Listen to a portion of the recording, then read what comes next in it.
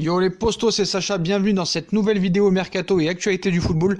Kalidou Koulibaly se verrait bien succéder à Thiago Silva au Paris Saint-Germain. Paris a beaucoup d'atouts aux yeux du Sénégalais. Le défenseur du Napoli, estimé entre 75 et 80 millions d'euros, vient de s'acheter un duplex dans le 15e arrondissement de Paris. Et ce n'est pas pour rien, je pense.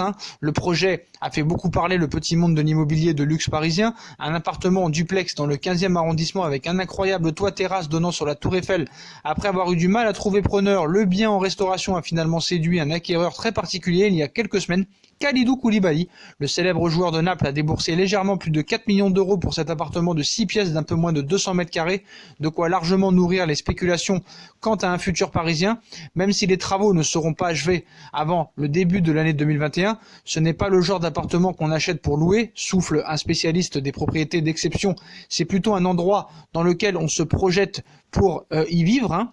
Les investisseurs se concentrent plutôt sur d'autres quartiers dans le triangle d'or du 13e arrondissement. Vu du côté de Kalidou Koulibaly, défenseur de 28 ans parmi les plus réputés d'Europe, le scénario sonne bien, voire très bien. Après 6 saisons à Naples, ses relations avec ses dirigeants sont moins fluides. Il a aussi connu pas mal de pépins physiques qui le minent et que son clan n'hésite pas à relier à un manque de tranquillité. En clair, Kalidou Koulibaly, sous contrat jusqu'en 2023 avec le Napoli, aimerait relever un nouveau défi la saison prochaine. Aujourd'hui, il a un peu fait le tour de la question en Italie, nous confie un proche. Il a envie de continuer à jouer la Ligue des Champions, de faire partie d'un projet d'un club européen de haut niveau compte tenu de l'avancée de sa carrière.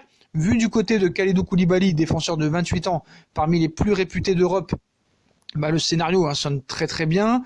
Les derniers contacts remontent au printemps. Dans l'idéal, il avait une préférence pour Manchester City, mais la suspension en Ligue des Champions pourrait modifier la donne et la liste des prétendants. Bayern Munich, Manchester United n'est pas très longue, la liste. Il n'y a que 3 clubs, avec le PSG ça fait 4. Le PSG a beaucoup d'atouts aux yeux du joueur. L'achat de l'international sénégalais, 33 sélections, 1 but avec les Lions du Sénégal, né dans les Vosges, ne semble cependant pas indiquer un transfert conçu de fil blanc, à un moment où Paris se concentre plus sur son match de Ligue des Champions contre Dortmund le 11 mars que sur son prochain mercato. Néanmoins, Leonardo déjà travaille en amont lors du futur mercato qui arrive très vite. Leonardo devra gérer en fin de saison la succession de Thiago Silva à 35 ans, qui ne prolongera sans doute pas son contrat.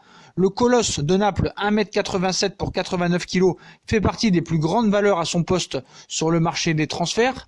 Donc un prix entre 75 et 80 millions d'euros est évoqué. Paris aura-t-il autant d'argent à dépenser à ce poste, vu qu'il va conserver en plus Neymar et Mbappé? Ils vont prolonger. La position du directeur sportif brésilien dans le dossier sera déterminante, car celui-ci a prouvé avec Ezequiel Lavezzi et Edinson Cavani qu'il savait faire des affaires avec le Napoli. Les derniers contacts très concrets entre le Paris Saint-Germain et Kalidou Koulibaly remontent au printemps dernier, lorsque Antero Henrique était encore aux manettes. Des discussions salariales avaient alors été entamées. L'été dernier, Leonardo a démontré qu'il pouvait réactiver les dossiers de son prédécesseur. Si tel est le cas, la question du logement en tout cas est bien réglée. Neymar ne sera suspendu qu'un seul match. La commission de discipline de la Ligue 1 n'a infligé qu'un seul match de suspension à Neymar pour le rouge qu'il a pris face à Bordeaux. Neymar s'en sort bien alors qu'il craignait une longue suspension suite au carton rouge récolté dimanche dernier lors de la victoire contre Bordeaux 4-3. Le Brésilien a appris ce mercredi qu'il ne devra rater qu'une seule rencontre de son équipe du PSG. Ce sera celle contre Dijon, programmée ce samedi. Neymar, un rouge qui contrarie les plans de Tourelle. Le Brésilien avait, pour rappel, commis un gros tacle sur Yacine Aldi en toute fin de partie. Un geste de mauvaise humeur que les instances ont jugé plus spectaculaire que méchant, et c'est pourquoi il n'y a pas eu de sanctions supplémentaires, outre celle du match automatique de suspension. Neymar pourra disputer notamment la demi-finale de Coupe de France face à l'Olympique Lyonnais prévue le 4 mars. Il sera aussi de la partie contre Strasbourg 3 jours plus tard en championnat, ce qui lui permettra de continuer à monter en puissance en attendant le choc contre le Borussia Dortmund en 8e de finale retour de la C1. Et on repasse au mercato parisien, encore une fois du côté des arrivées. Leonardo pourrait bien relancer la piste Miralem Pjanic, régulièrement annoncé dans le viseur du Paris Saint-Germain ces dernières saisons. Miralem Pjanic, qui traverse une saison compliquée à la Juventus de Turin, serait toujours suivi par les Parisiens. Formé au FC Metz, Miralem Pjanic a éclos aux yeux du grand public lors de son passage à l'Olympique Lyonnais.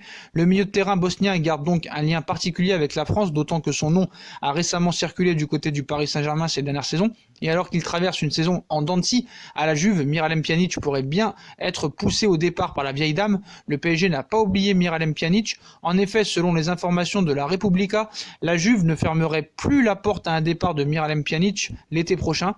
Et toujours d'après le média italien, le PSG pourrait revenir à la charge pour l'ancien joueur de l'Olympique Lyonnais. Leonardo, très actif sur le marché italien, scruterait avec très grandes attentions la situation du Bosnien qui pourrait donc quitter la vieille dame. Leonardo, il est très actif, c'est son carnet d'adresse sur le marché italien. Il scruterait ainsi avec grande attention beaucoup de joueurs en Italie et Miralem Pjanic est une piste prioritaire aussi pour Leonardo.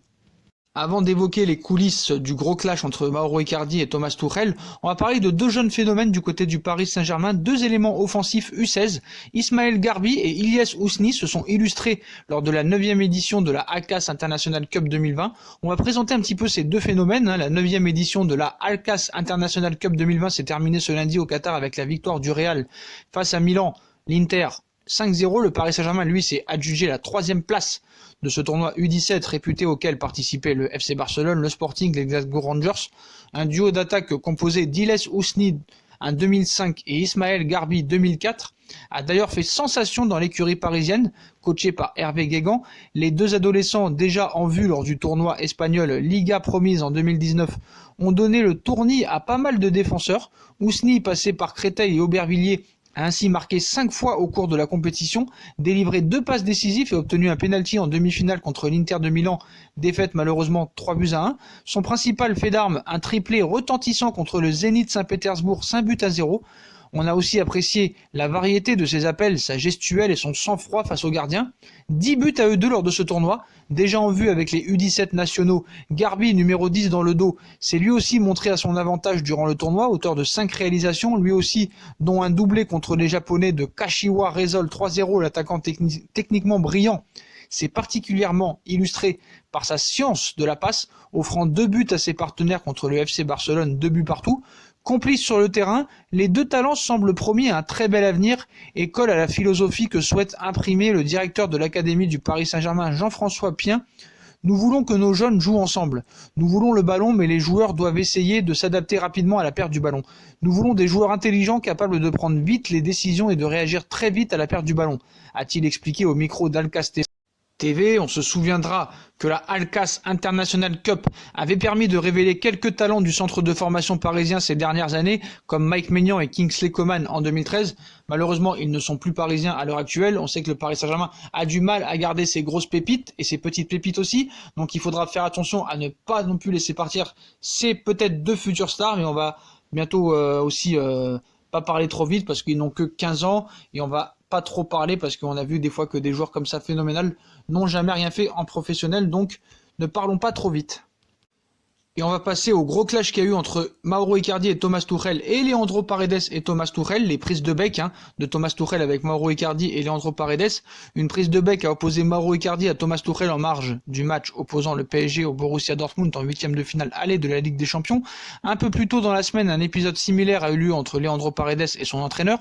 En termes statistiques, la première partie de saison d'Icardi est stratosphérique. L'Argentin en est déjà à 19 réalisations en 24 rencontres, toutes compétitions confondues. Cette saison, c'est déjà plus que sur l'ensemble de la saison passée avec l'Inter.